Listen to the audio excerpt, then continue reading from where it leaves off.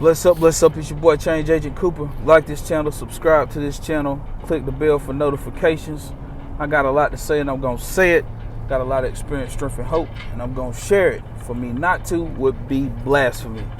Today I want to talk about stipends.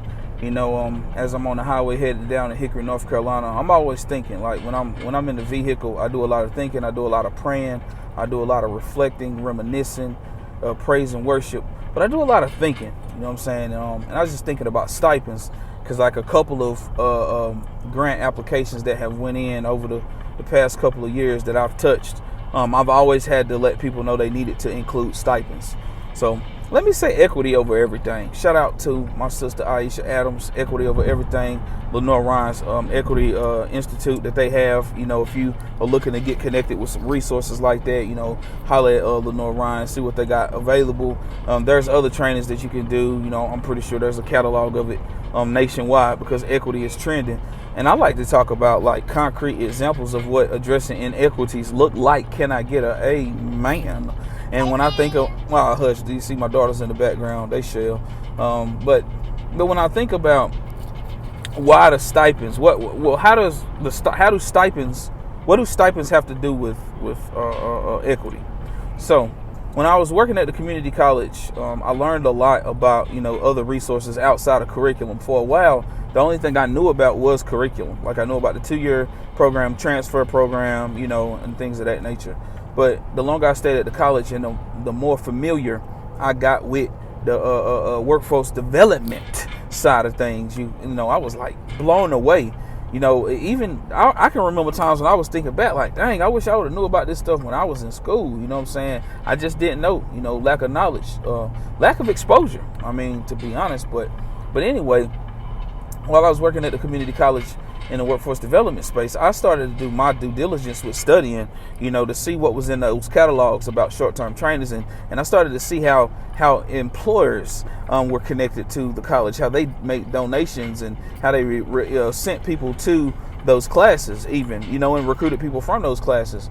And what I noticed was a lack of diversity in those classes because I'm always looking for color. Like anybody who said that they don't see color, I don't trust them. Because if you don't see color, then you can't see inequities because you think everything is the same. But, when I was in that role, I didn't see that much diversity. And I'm always, complaining is a part of it. But like, I don't have time to just be complaining.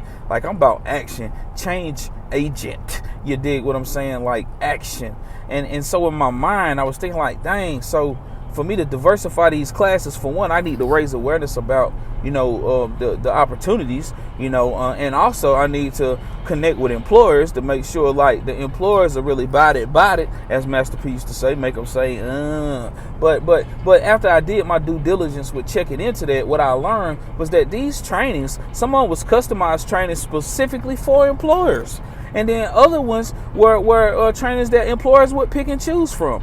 And it was crazy that, the knowledge that I gained while working at the college. I thought to myself, like, I want a piece of this action. I want a piece of closing this opportunity gap. This was 2018, yo. This was 2018. And so in my mind, I'm thinking like, the only way I'm going to be able to close this gap is I'm going to have to pay people while they're in the classroom. And it was in 2018 when I started thinking of stipends. How do we, and I didn't use the lingo stipend at first. I got that lingo from one of my comrades on LinkedIn, but I was thinking to myself, like, how do I get these people this paid training? And so I started throwing ideas out there to different stakeholders, different components of the ecosystem. I start reaching out to them like, hey man, I got this idea, sending emails like, hey, what if we did like we loaded up a class and we had the money to pay people a salary while they was in the class. I'm even thinking back to those days when the living wage was, I think it was it may have been $15.50. I forget exactly what it was, but I'm on the Just Economics board of directors, so I've always been like wanting to pay attention to the living wage, because livability in the place where you work is very important when we start talking about social determinants of health and people being able to have access to other resources. Affordability and livability is a key piece to that puzzle. But I was like, so let's give them stipends. Let's give them a living wage stipend while they're in this classroom. And I remember one brother that I had got into a class and he did well, man. His name was Brian. He was at the Western Carolina Rescue Ministries, and he was one of the people who taught me about it too. You know what I'm saying, about how these trainings work, because he went through a training and he was living at the Western Carolina Rescue Ministry, and he was able to take it without a stipend. But see, the reason why he was able to take it without a stipend was because he was living in he had a for sure house, bed. You know what I'm saying? He was at the program at Western Carolina Rescue Ministry, so he had no overhead.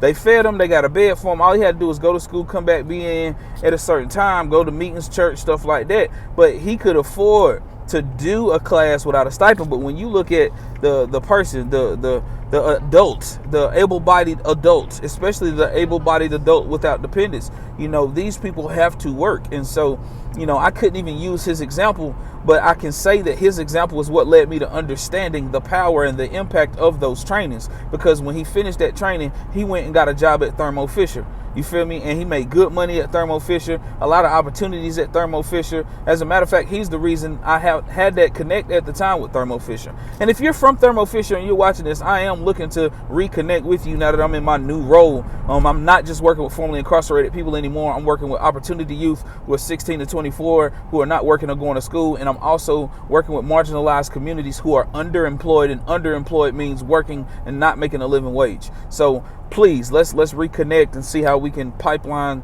some folks into those amazing opportunities you have.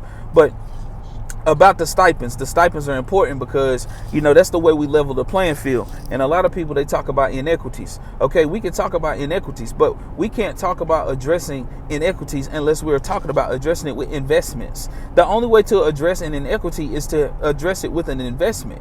You feel me? To right the wrongs, to repair. You know what I'm saying? We have to have dollars behind it. You dig? And so when I think about the stipend conversation that I started back in 2018, and I look at where we're going in this day and age, I was like, I got to do this video, because if you're looking to partner, if you're looking to serve the same population that I'm serving, I would rather partner, especially in Western North Carolina, specific to Buncombe County. Like, the silos ain't doing it. So like, if you're doing work and you're talking about serving the same population and you're interested in workforce development and economic development, then we need to be in solidarity, lest we operate in silos, and silos ain't got us nowhere. You dig? Silos is what contributes to the crab in the bucket mentality, and so we have to work together. Together is better, as my friends at Dogwood Health Trust says. And so back to the stipends. So this pending grant that we have to the Department of Labor, added stipends to that. The other Department of Labor grant that was secured at Atlanta Sky with the P20 Council, added stipends to that.